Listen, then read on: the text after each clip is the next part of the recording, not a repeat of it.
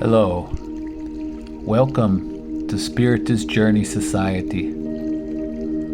I'm Stefanosis. Today I'll be reading the Sunday Prayer by Allan Kardec.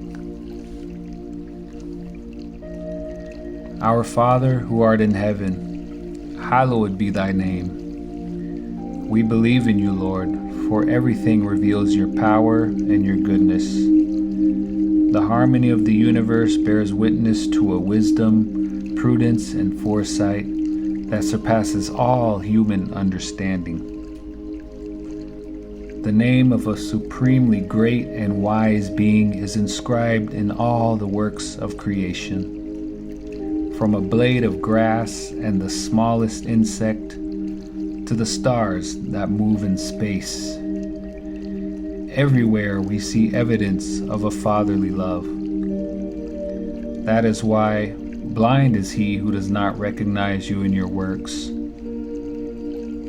Prideful is he who does not glorify you, and ungrateful he who does not give you thanks. The kingdom come to us.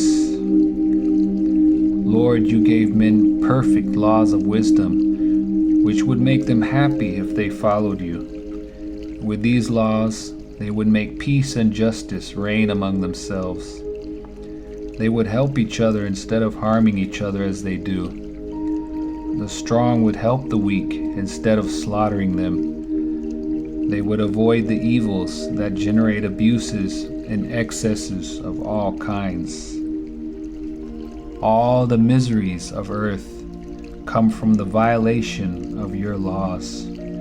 For there is not a single infraction of these laws that does not have inevitable consequences.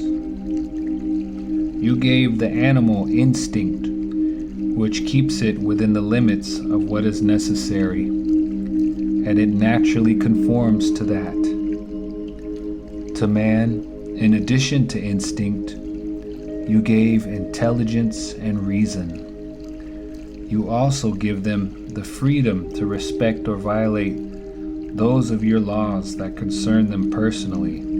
That is, to choose between good and evil, so that they will have the merit and responsibility for their actions. No one can claim ignorance of your laws, because in your paternal foresight, you wanted them to be engraved in the conscience of each one, without distinction of cults or nations. Those who disobey them, it is because they do not know you. The day will come when, according to your promise, all will practice, and then unbelief will be gone. All of you will acknowledge the sovereign Lord of all things, and the reign of your laws will be your kingdom on earth.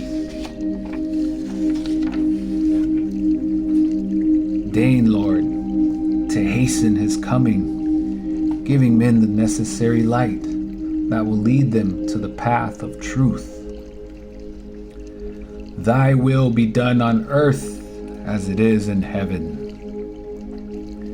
If submission is a duty of the Son towards the Father, of the inferior towards the superior, how much greater must be the proof of a paternal love? That is why blind is he who does not recognize you in your works, prideful he who does not glorify you, and ungrateful he who does not give you thanks.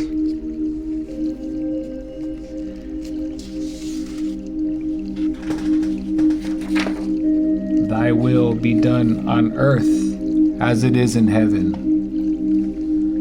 If submission is a duty of the child to the father, of the inferior to the superior, how much greater must the creature be to its creator? To do your will, Lord, is to obey your laws and submit without regrets to your divine decrees.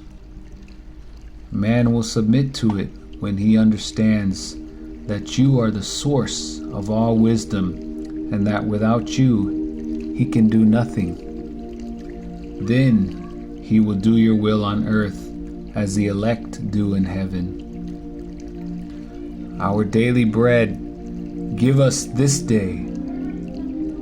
Give us food for the maintenance of the forces of the body. Also give us spiritual nourishment for the development of our spirits. The animal finds its pasture, but man owes his food to his own activity and to the resources of his intelligence, because you created him free. You said to him, "By the sweat of your face you shall take your food from the earth." In this way you have made work an obligation for him, so that he may exercise his intelligence in the search for the means to fulfill his needs and his well-being, some for manual work, others for intellectual work. Without work, he would be stationary and could not claim to attain the happiness of superior spirits.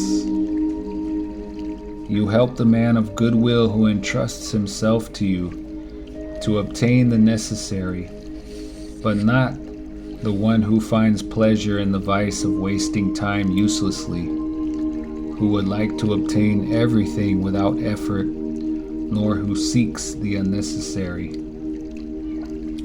How many are those who are defeated by their own fault, by their carelessness, their imprudence, or their ambition, and because they do not want to be satisfied with what you have given them.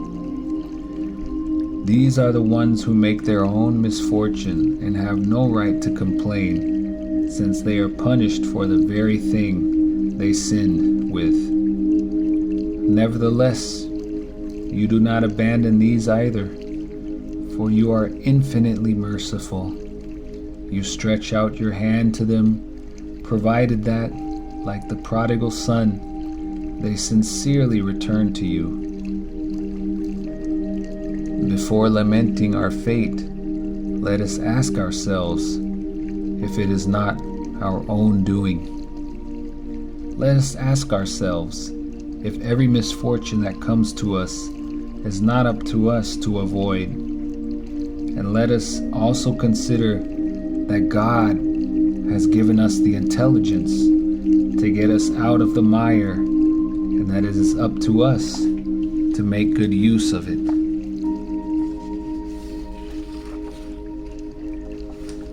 Since on earth man is subject to the law of work, give us the courage and strength to comply with it. Give us also prudence, foresight, and moderation, so that we do not lose their fruits. Give us, Lord, our daily bread, that is, the means of acquiring, through work, the necessary things for life. For no one has the right to claim the unnecessary. If work is impossible for us, we entrust ourselves to your divine providence. If it is in your will to try us by the most severe privations, despite our efforts, we accept them as a just expiation of the faults we have committed in this life or in a previous one, for you are just. We know that there is no suffering that is not deserved, and that there is never punishment without a cause. Preserve us, my God, from envying those who have what we do not have, and not even from envying those who have the excess when we lack what we need. Forgive them if they forget the law of charity and love of neighbor that you taught them. Keep away from us also the thought of denying your justice when we see the prosperity of the evil and the unhappiness that sometimes afflicts the righteous. Thanks to the new lights you have given us, we now know that your justice is always fulfilled and does not fail anyone, because the material prosperity of the wicked is as transitory and fleeting as their corporeal existence, and that they will have to go through painful reincarnations, while the joy reserved for those who suffer with resignation will be eternal. Forgive us our debts as we forgive those who owe us. Forgive our offenses as we forgive those who have offended us. Each of our infractions to your laws, Lord, is an offense that we do you, and a debt that we have to redeem sooner or later. We ask forgiveness from your infinite mercy, and we promise you to use our efforts not to incur new debts. In charity, you taught us the greatest of laws, but charity does not consist only in supporting one's fellow man in need. It also consists in forgetting and forgiving offenses. By what right would we claim your indulgence if we ourselves did not use it towards those with whom we have something to complain about?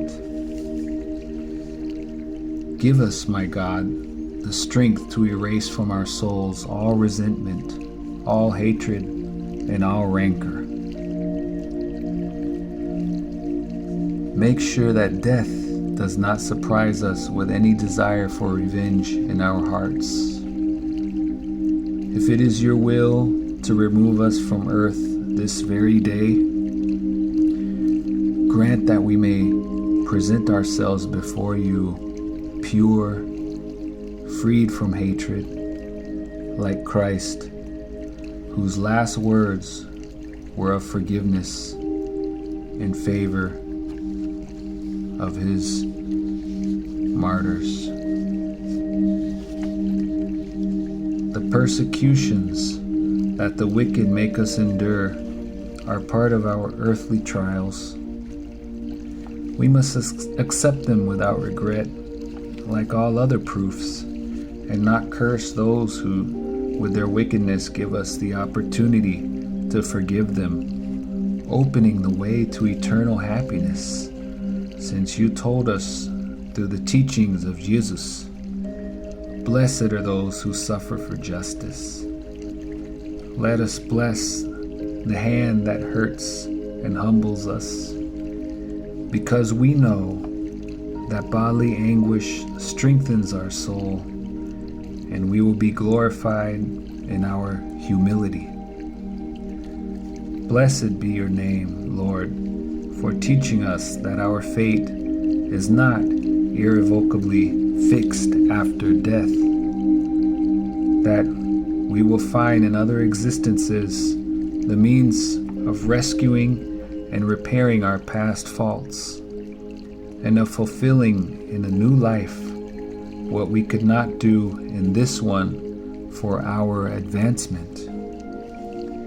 This explains all the apparent inequalities of earthly life. It is the light cast on our past and our future, the evident sign of your sovereign justice and your infinite goodness. Lead us not into temptation, but deliver us from evil. Give us, Lord, the strength to resist the suggestions of evil spirits who, by inspiring us with evil thoughts, try to divert us from the path of good. We are imperfect spirits, incarnated on earth to atone for our faults and improve ourselves. The main cause of evil is in ourselves, and evil spirits only take advantage of our bad inclinations and vices to tempt us. Every imperfection is an open door to their influence, although they are powerless and renounce any attempt against perfect beings. If we don't have a firm and determined will to do good and renounce evil, everything we do to drive them away will be useless. Therefore, we must direct our efforts to combat our evil inclinations and our vices. Then, the bad spirits will naturally move away, because it is the evil that attracts them, while the good repels them. Lord, sustain us in our weakness, inspire in us, by the voice of our guardian angels and by the good spirits, the will to correct our imperfections, to prevent impure spirits from accessing our soul. Lord, as you are the source of all good, you do not create anything bad, and therefore evil cannot be your work. We created it ourselves by despising your laws and by the misuse we make of the free will you have given us. When men fulfill your laws, evil will disappear from the earth, as it has already disappeared in more advanced worlds. The practice of evil is not a fatal or irresistible necessity for anyone, and it only seems irresistible to those who are satisfied with it. If we have the will to do evil, we also have the will to do good. Lord, my God, therefore we ask for your assistance and that of the good spirits to resist temptation. So be it. Allow, Lord, that our desires come true, but we bow before your infinite wisdom. Let all things that we do not understand be done according to your holy will and not ours, for you only want our good and know better than we what is convenient for us. To you, my God, we address this prayer for us and in favor of all suffering souls, incarnate or disembodied, for our friends and enemies, for all those who request our assistance, and the thanks that are addressed to God, and those that we want to ask for ourselves or others. We beg your mercy and your blessing for all. May the power of love bless all beings everywhere. Once again, that was a reading from Allan Kardec. If you liked what you heard, don't forget to subscribe to our channel, where we're always adding these inspired readings. Thank you for listening. Thank you for joining us.